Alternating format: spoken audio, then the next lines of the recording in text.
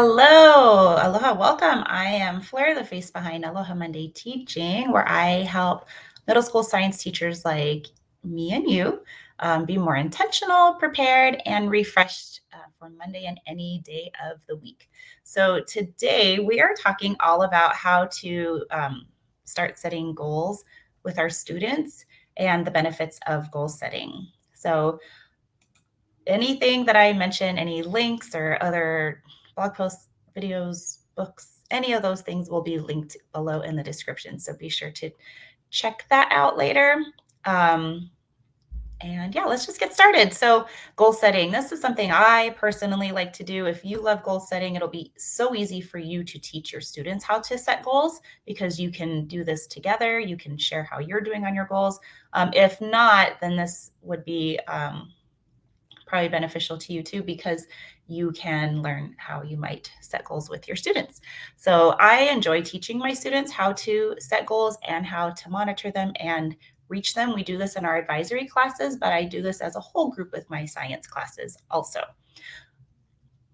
So today we're going to talk. So this is all based on this blog post, Teach Students How to Start Setting Goals and Its Benefits. And we are going to talk about the benefits of goal setting and the brain. We'll talk about two different types of goals we can set with our students. We can teach them our SMART goals and WIGs, or wildly important goals. We'll talk about monitoring goals, and then I'll just give you a quick science goal example that I use in my classroom. All right, so benefits of goal setting and the brain. So there's a lot of benefits. So here's just a few. For our students, when they have a goal, especially something that they want to work on, they're going to have motivation to work towards it. Um, Through that, they will learn valuable skills like grit and perseverance to to reach their goal. The brain plays a really big part on goal setting. So, the RAS, which is the reticular activating system, this part of our brain, it's these like neural nerves and stuff in our brain, sorry, that filter out information. So, our brains are exposed to so much information. So, what the RAS does is it filters out so we can focus on what our brain is telling us is important. So, like right now, for example, my heater just turned on, or whatever there's a car driving by, that kind of thing. But I am not focused on that because my RAS is telling me, okay, you got to focus on making this video right now. So, that happens in our brains all the time. So our RAS will focus on what's important. And when we set a goal, we're telling our brain that, hey, this is important. So our RAS is going to start helping us focus on reaching that goal. Through that, we have the ability to rewire our brains. And then an example for that is, let's say a student, and I know that we do this too. I know I've done this and I have to wire my brain based on what I'm telling it. So I hear a lot of kids say, I'm not good at math. I suck at math and stuff like that. And I'm like, no, you don't. So when they say that to themselves, the RAS is finding everything it can that reinforces that. Like, oh, yeah, look at that, how you did on that test. You did terrible. You got a 70%.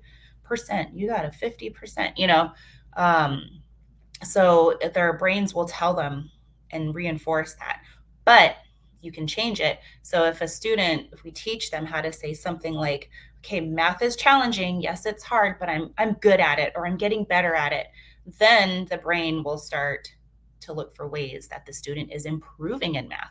See, look, I went from a 50% to a 60%. That's improvement, instead of like, oh, that 50 to 60, that's still bad. Instead of thinking that, they're like, I'm improving, and they're going to keep improving because that's what their brain is focused on. It's cool. All right. So setting goals. Now there's personal and academic goals that we like to set with our students, and both are very important. And both must be meaningful to the student. So we don't want to set their goals for them. They need to come up with their own goals. So some examples, some academic goals that students usually set are they want to earn an A in all of their classes, or they want to earn an A in math. They want to study more. They want to get better at one of the subjects. They want to bring their grades up. Some want to read more, something like that. Personal goals that they might set are making improvements at a sport or a skill or a hobby that they're doing, making a school basketball team, learning how to play an instrument, being nice to a sibling, helping more at home. So the main thing is that students are able to choose their goals, and then we guide them on how to set them, how to monitor them, how to adjust when needed, and how to ultimately achieve their goals. All right, so we're going to talk about two types of goals that you can teach your students that are very popular goals. So the first one is SMART goals. SMART stands for, and I've seen it a couple different ways, but this is the way that I remembered it. So we have S for specific, M for measurable, A for attainable, R for relevant, and T for timely. And I've also seen the R as realistic and the T for time bound, but they mean basically the same thing. So here's a goal. Let's say a student says, okay, my goal is that I want to earn A's in all of my classes.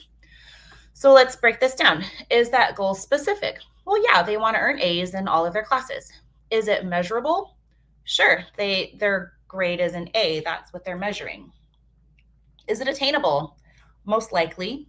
Hopefully, it is for even a student who is failing, but it is attainable. Is it relevant? Yeah, if it's important to the student, then it's relevant to them. Is it timely? This one is not timely. So this is where we need to help them rewrite this goal. They need to have like a time frame, like a deadline when they want to reach their goal. So they can just say, oh, maybe I want to reach it by the end of the semester or the end of the quarter. So we can help them rewrite that goal to say, like, I will earn A's in all of my classes by the end of the semester. Now you have just a simple SMART goal there. The next one that I want to talk about are WIGs. This is what we use in our school because we're a LEAD school, which is Leader in Me from the 7 Habits of Highly Effective People, but LEAD is the middle school version of it. So we set WIGs. I love WIGs. I do WIGs. Like, I'll show you this is my scoreboard, and this is my running goal. I never did my graph and stuff, but that's okay. I did track my stuff. So I use WIGs. This is one I model for my students, and this is what they write. So WIG, it stands for Wildly Important Goal. And for today's purpose, I'm just going to go over the writing of the goal part. There is more to it where you need to have your scoreboard. You need to have an accountability partner and that stuff. So let's just go over on the format of writing a WIG. So there is a formula, and it's from X to Y by when. This is just how we write our WIGs. So the X means where you are now. The Y is where you want to be. What is your goal? And the by when is the date that you plan on reaching your goal, or like your deadline. So my goal, I don't have that paper. But my running goal was, it had to do with placing in the top 3 in the 5K by October 23rd, which was the day of the race. So you would do something like that. All right, so back to this graphic. So let's go back to the student's goal. I want to earn A's in all of my classes. So we need an X, which is where they are now. So let's say they have B's right now. Okay, so they have B's, that's X. Their Y is where they want to be, so they want to get all A's. And by when? By the end of the semester. So this goal could be written like this. I will go from B's to A's in all of my classes by the end of the semester. Now we have a WIG. We have an X to Y by when goal written down. All right, so that's just 2 types of goals to write. The next thing we'll just briefly talk about is monitoring goals. This is like your check-in with your kids. That way, when you monitor your goal, that's what really helps you reach your goal, because you can see your progress. So you should have a visual. You can have a graph of some kind, or a scoreboard that tells you what you've done each day. It's something that should be very quick to use so that you can just quickly update it and you can see that you're in the right direction, or if you need to make adjustments.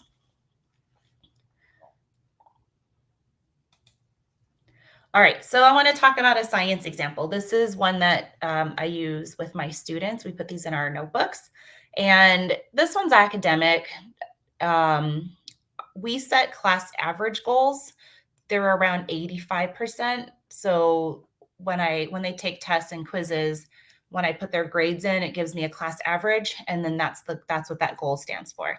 So let's say the class average goal is 85. So on the graph, that blue line, we draw like that benchmark. So that's the class average goal.